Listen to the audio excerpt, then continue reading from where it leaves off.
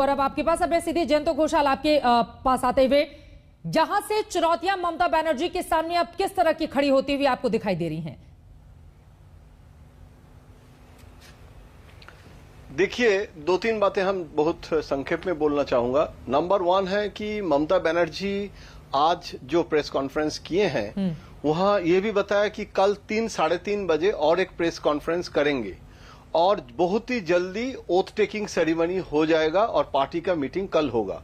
मुझे लगता है कि ममता बनर्जी नंदीग्राम के बारे में, जैसे आप कह रहे हैं, मैं आपके साथ सहमत हूं कि काउंटिंग अगर खत्म हुआ है या नहीं हुआ है, ममता जी उसके पहले ही अभी ये कह दिए हैं कि हम मतलब वो जो डिफीट है वो मान के चल रहा हूं। और ये भी बताया, बांग्ला में बताया, शायद आपने फॉलो नहीं कर पाए, बोले हैं कि हम इलेक्शन कमीशन के खिलाफ नंदीग्राम के चुनाव को लेके केस करेंगे, बिल्कुल कोर्ट में जाएंगे और इसको इन्वेस्टिगेट कराएंगे, क्योंकि मुझे लगता है ममता जी के बहुत सारे चैलेंजेस है, जैसे अभी वायलेंस आ गया है, कोरोना आ गया है, और मुझे लगता है कि एंटी इनकम्बेंसी वास्तव है, ऐसे नहीं है कि एंटी इनकम्बेंसी नहीं था।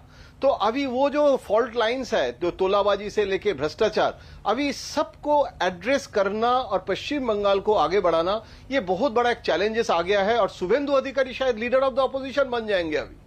तो इसीलिए अभी और इतने सारे नंबर ऑफ एमएलएज विधानसभा में होंगे, मुकुल रॉय भी होंगे, तो मुझे लगता है कि अभी खेल खत्म नहीं हुआ, एक नई खेल बीजेपी के तरफ से भी शुरू होगा। अभी तो मतलब बीजेपी लॉन्ग टर्म पॉलिटिक्स करते हैं, तो जो परसेंटेज ऑफ वोट बढ़ा है, जैसे बीजेपी का ग्रोथ हुआ है, अभी लेफ्ट कांग्रेस को खत्म करके राइट विंग ऑपोजिशन पहली बार पश्चिम बंगाल में हुआ, लेफ्ट विंग रेडिकलिज्म को खत्म करके राइट विंग ऑपोजिशन। तो ममता को ये सब फेस करना पड़ेगा, और ये बहुत बड़ी चुनौतियां हैं, क्योंकि बीजेपी एक बड़ी तादाद में, सोचिए 3 पार्टी, जहां सिर्फ 3 सीटें 2016 में इस पार्टी ने जीती थी, अब उसका जो दायरा है वो 78 पर चला गया है। ऐसे में जरा सोचिए किस तरह की बड़ी चुनौतियां विधानसभा के भीतर भारतीय जनता पार्टी की ओर से पेश की जाएगी। मनोजीत मंडल, दीदी तैयार है इसके लिए? दीदी तो बिल्कुल तैयार है। She has already taken charge.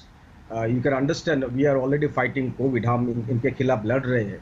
देखिए, जिस तरह से इलेक्शन को देखा गया है, जिस तरह से लड़ा गया उनके तरफ से, इस तरह से बातें किया गया, प्राइम मिनिस्टर, होम मिनिस्टर, ये लोग प्राइम मिनिस्टर है, होम मिनिस्टर है, दीदी ओ दीदी, इस तरह का बर्ताव अच्छा लगा। अभी तो जनता ने जवाब दे दिया। मैं ये कह सकता हूँ, हिंसा के बारे में जो बात हो रही है, बीजेपी के खिलाफ बहुत सारा मामला जाता है। लोकेट चटर्जी जी की बात किया है, मालदा में जिनके खिलाफ जिनको गोली मारा गया वो जेता है, अभी उनका ही लोग अरेस्टेड हुआ, मंडल सभापति। कहे इनके ऊपर मत जाइए, ये लोग बहुत ही हिंसक पार्टी है, हम जानते हैं। आप पार्लियामेंट में देख लीजिए, स्टूडियोज में देख लीजिए, किस तरह से लोगों को उकसाते हैं, कैसे लोगों से बात करते हैं। आज भी देखिए, माइनॉरिटी को मुसलमान बना दिया।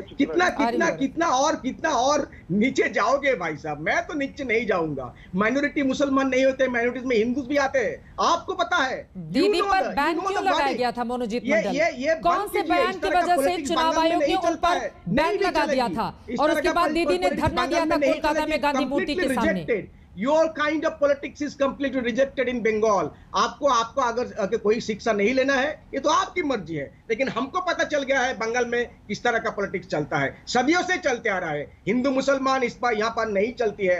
आप अगर जानने नहीं चाहते हो तो मत चलिए। हमारा सीट बढ़ा, हमारा वोट बढ़ा, क्योंकि ममता दी के डेवलपमेंट के ऊपर, ममता दी के इमेज के ऊपर लोगों ने भरोसा किया और आपको तरह तरह से रिजेक्ट कर। हिंदू मुसलमान नहीं चलता है पश्चिम बंगाल में, गौरव भाटिया टीएमसी बोल रही है। देखिए, मैं पुनः एक बात कहूंगा, इलेक्शन कमीशन ऑफ इंडिया ने किसको रोका कैंपेनिंग करने से और रिप्रिमांड किया?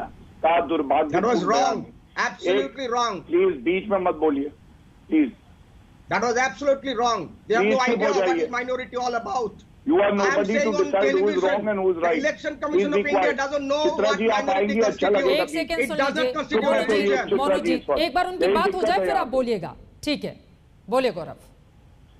देखिए, इलेक्शन कमीशन ऑफ इंडिया एक संवैधानिक संस्था है और उसने बैन लगाया कैंपेनिंग से ममता बनर्जी ने, क्योंकि सांप्रदायिक बयान दिया।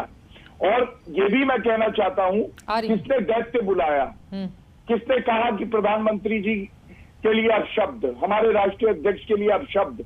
और सबसे बड़ी बात है, जो अर्धसैनिक बल के जवान थे उनका घेराव करो, आज ममता बनर्जी को माफी मांगनी चाहिए, इलेक्शन कमीशन ऑफ इंडिया और जो अर्धसैनिक बल के जवान हैं हमारे। और एक बात तो आपने कही थी अपनी रिपोर्ट में, आपने कहा था वैसे कांग्रेस ने, राहुल गांधी ने ज्यादा रैली भी नहीं करी।